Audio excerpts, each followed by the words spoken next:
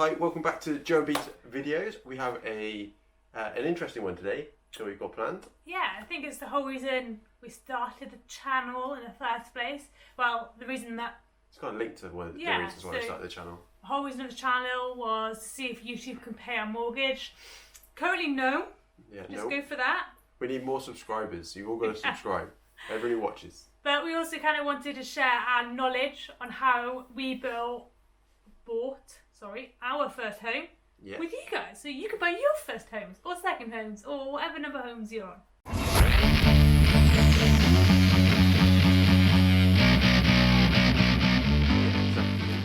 Maybe some just good life skills. This was definitely just a good life skill, I think. Yes, it is. No, I've done a little bit of research and some of the things into like saving up for your first house. Lots of it's changed since we did it, and we're not financial advisors, so we can't really give you financial advice. We can just give you good indication of where to look for your own stuff. What we've got for you today is we are going to talk to you about how to kind of budget and work out how much money you can save a month. Yeah. Like the simple steps that we took to be able to work it out. I'm a big shopper. I love to shop. Like TK Maxx, Home Sense, where you think you're getting a bargain, which you definitely are, but not when you're buying multiple things that you definitely do not need. No, so we had to set lots of. We just sat down and worked out our money. So when Just for me, really. Well, You're quite savvy with your money. yeah, I like to save. I like to have lots of money. I You rarely. like to have lots of money, and I like to have lots of things. Yeah, I rarely spend money, but when I do spend money, it's probably on something. That's a lot more expensive. More Where I expensive. spend like 20 quid here and there, Yeah, you're like £1,000 on a camera. yeah, exactly. Things like that. So the first thing we did when we sat down and saved is once we finished uni and we both had full-time jobs. I think it was in uni as well. We saved some Yeah, of our student loans. Loan. Yeah, We worked put out that aside some of our student loan every time we got it to start our saving process, didn't we? Yeah, so we like calculated our monthly outgoings. So that's things like your rent. Bills, food, fuel, which I think a lot Food of people and do fuel, yeah. forget fuel because it's something that I get like rent you need to pay for it, but fuel if you're driving to work or driving to uni, you use it every day, but you don't think about it in that kind of way as an outgoing. Yeah, and so what we did is we wrote everything down. We got a spreadsheet started and we put all the amounts that we were spending per month. I on like these how you things. used the word we. It definitely was not me. I can't use Excel. No, I put it in a spreadsheet, but we did it together. We didn't sat down and you did all the work. How much we were spending. We looked at even our bills. We went and reassessed whether we could spend, like we could get a better deal. Yeah. So we went and saw if we could get a better deal on like Wi-Fi and different bits and pieces like that. Also, when we contracted our phones, we looked for better deals rather than just kind of Yeah, stick with yeah. the same plan and go, yeah, let's have the same thing again.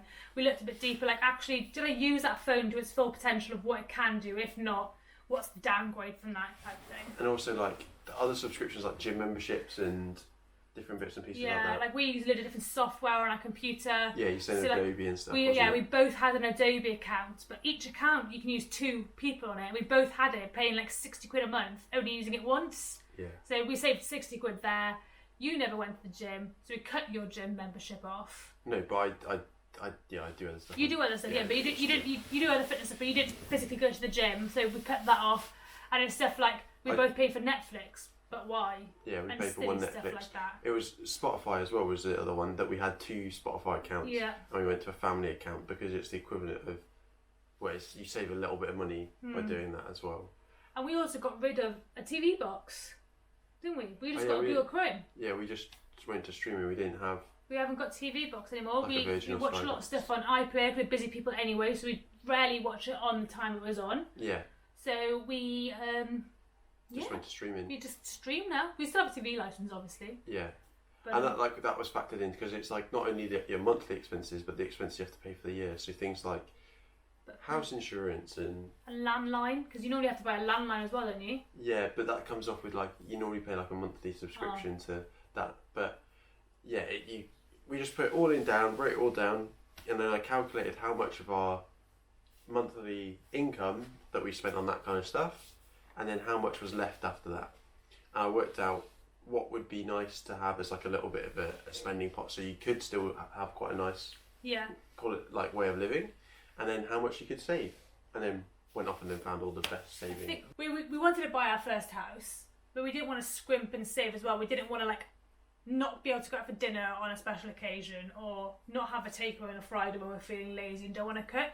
So I think that's really important. Like, learn how much, or figure out how much you have to, your outgoings on, how much you have left. But don't think I have to save. Say it was 300. Oh, I have to save all that 300 now, which means I'm only paying for my outgoings, which I've calculated for my shopping and my fuel and all that. So that's life. But actually think of the pleasure as well, because you're living to live. Yeah. You're not living to save. You're earning to live, to not earning to save. So I think that was really important. Yeah, and I think one of the other things that we did as well, which made it really easier, so the day that we got paid, the next day we moved... Dollar bill, y'all! But the next day, any of those like monthly commitments, we moved that money to come out the next day. So we didn't have the opportunity to spend it. Yeah, So I you, would spend it. so you knew that you'd paid all that kind of stuff off beforehand. So then what was left at the end of the month was extra, or your savings, Yeah. which you could add into your savings, because then we like any of that pot of money for like the added extra bits, or like fuel, because it does change per month. It was anything extra we could go, or we put in savings, which was really good. And we actually kind of hidden from ourselves, saved a lot of money really quickly. And I think especially now, we're working from home anyway, I think a lot of people are already saving a bit more money than they thought you would this year and last year, because you're not travelling to work all the time. But then on the other hand, you're buying a crap ton more snacks. Like, we definitely are. Yeah, a lot more snacks, probably paying a little bit more for heating. Yeah. Stuff. But like, it's just we just review it. We review it every 6 months. We have a quick sit down, go back through the spreadsheet, look at the things, because things increase in price and change price. Pay rises, pay decreases, you know. Yeah, change of jobs, all that kind of jazz. So it's worth reviewing as often as you can. But yeah, that's how we worked out how much money we were going to save. Also, you need to find out if you can do this, especially with us. We've got a Monzo account. We round-ups. Yeah. So if I'm buying something at $7.49, it'll round it up to £8, and that extra money will go into a pot, and then you save so much money so quickly. And then for me, I've used that pot a bit more as well. And if I have any extra money in because Monzo is our spending money, where our other bank accounts are the bills money, isn't it? So whatever I buy on my Monzo is more for me or for the house, like stuff like that, isn't it? And then and it rounds up, and then anything I've left in there, I'll put that in that account as well, which works really well for me. Yeah, it does work really good. Yeah, so one of the other things I do is always try and keep like a residual fund in the bottom of your account. So I always say like £500, just in case anything happens, like you need to, any expense that you just need to quickly be able to pay for, you've got that reserve, and it means if you spend it, the next month you just work about recouping it before you make any savings. Yeah, so what we both do is we try and aim to have at least 500 quid at the end of every month in our account. That doesn't include our Monzo. We've figured it out, and by we, I still mean you. You figured out. I just tell you my salary, like, this is how much I earn, this is how much I take home. Tell me how much I can spend, how much goes to what account, and do that way. It's not that big a rocket science though. It's just went through all your direct debits and just put them down and added them up, and then worked out what things that we spend over a year and divided by 12. And then you put it, and that's the amount that's outgoing, that's the amount that's incoming. I think saving for us at the moment is kind of really important as well, because we're getting married. Yeah, and we worked out how much. At the end of this year, last year was meant to be, but the COVID. Yeah, we worked out how much is left to pay, and we still got to save, and we still got to, even though we got a house. So it's just about us being sensible, wise with our money, choosing like the good things.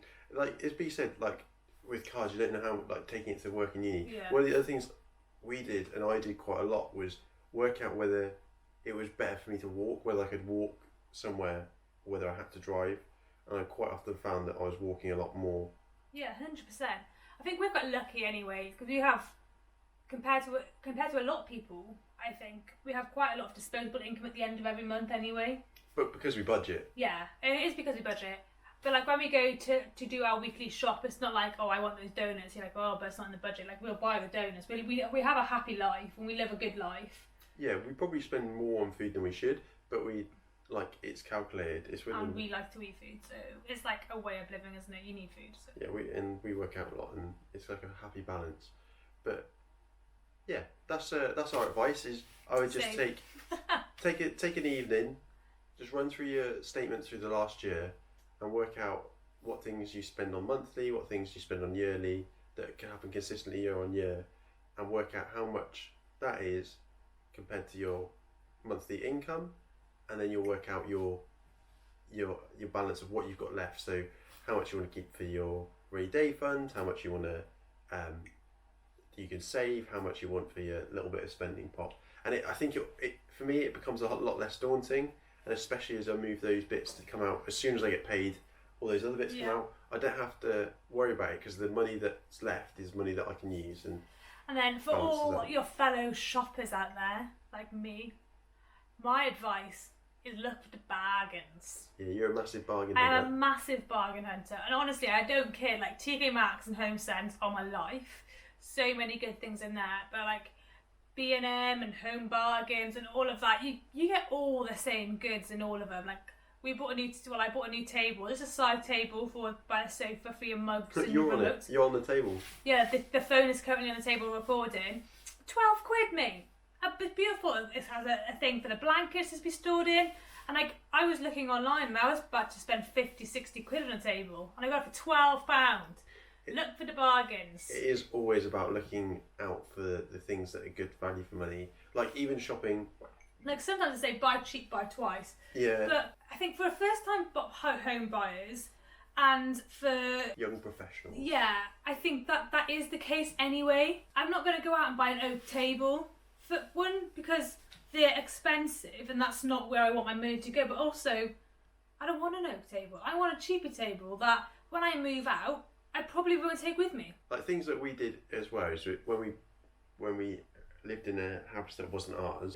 It was it was a house that my parents had invested in, but it wasn't ours.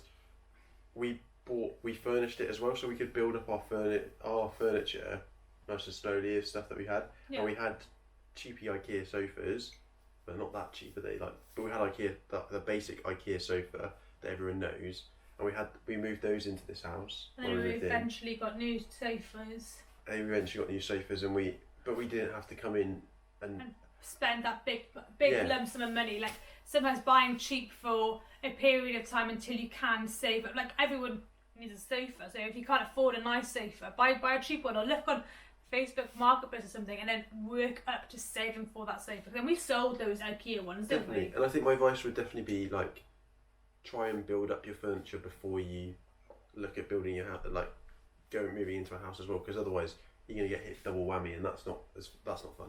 If you've got any tips that you want to share with other people that you think would help that are along these lines, please drop them in the comments, and it'll be good to see what you guys come up with, because it's just a world of learning, right? We've just done it our way. I'm sure there's many other ways of doing it. Yeah.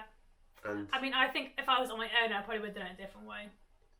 In a way that I would. You didn't save. Yeah. Yeah, I thought so. Cool. Well, thank you very much for watching. Please like, share, and subscribe. All that kind of fun jazz. All down there. If you want to, if you subscribe, get as many people as you can to subscribe. It would be great to hit 100 people first, but we'd love to hit 1,000 people within the next. I think our first milestone is 50, isn't it? We haven't even hit 50 yet. Yeah. Okay. Yeah. 50 would be great, but 50 first, then 100, then 150, and then 1,000. We just skip the rest. Okay. Sounds great. Cool. Thank you very much for watching. Hope you enjoyed it, and we'll see you on the next side. Toodles.